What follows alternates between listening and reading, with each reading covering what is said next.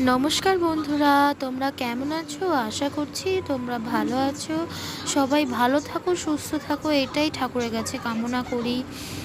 এত দিনকাল খারাপ পড়েছে, আর কি কামনা করব বলো ঠাকুরের কাছে। তো যাই হোক, আজকে আবার একটা নতুন ভিডিও নিয়ে চলে এসেছি, মিনি ব্লগ নিয়ে।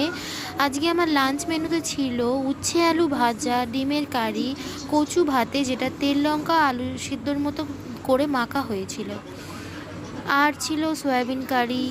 পাশের বাড়ি এক কাকিমা সে দিয়েছিল একটু চিকেনের ঝোল, তো সেই চিকেনের ঝোলটাও খেয়েছিলাম। তো মনটা একদমই ভালো না। মন ভালো না বললে কি আর মানুষের খাওয়া বন্ধ যাবে?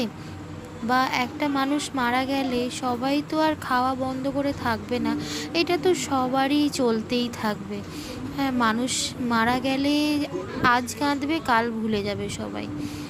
তো আমাদেরও তাই আজকে রান্না হলেও খাওয়া দাওয়া হলেও মনটা একদমই ভালো ছিল না। আমার বরের অফিসে এক কলিগ কালকে সকালবেলা মারা গেছে।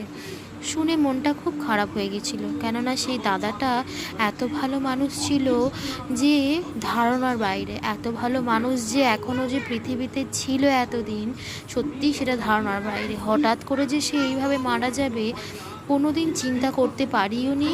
আর এখনও যেন বিশ্বাস হয় না দাদাটা মারা গেছে বলে। কোনো নেশা ভাম কিচ্ছু না, কোনো বাজে কিছু না। হঠাৎ ক্যান্সার হলো, হঠাৎ মারা গেল। 1 মাস ক্যান্সারটা ধরা পড়লো, 15 দিন পরে চিকিৎসা শুরু হলো, 15 দিন পরে চিকিৎসা শুরু হওয়ার পরেই তারপর মারা গেল। কি করে যে এইটা মেনে নেব বুঝতে পারছি না। একটাই ছেলে, মাটা একাই বেঁচে আছে, তার স্বামী নেই। কী করে মাটা বাঁচবে বলো তো? মাটার কাকে নিয়ে থাকবে? মাটার কোলটা একবারে ফাঁকা হয়ে গেল। দাদাটার বয়স ছিল 41-42 বছর। তার কি মরার বয়স হয়েছে বলো তো? ভালো লাগছে না এইগুলো শুনে। প্রত্যেক দিন একটা না একটা মৃত্যুর কথা শুনছি।